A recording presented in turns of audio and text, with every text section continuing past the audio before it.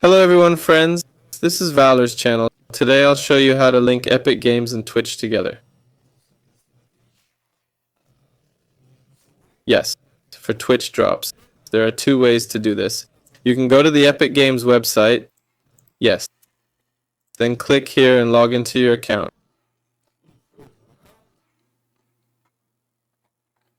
Click on your account and then on account settings. Here, click on linked accounts, find Twitch, click connect and log in through Twitch. Yes? Or you can do this through Twitch itself. To do this, go to Twitch. Yes. Click on your account, then click settings. Then click on connections and select the connection you need. As you can see, Epic Games isn't here, but there are games you can connect, like Ubisoft, for example.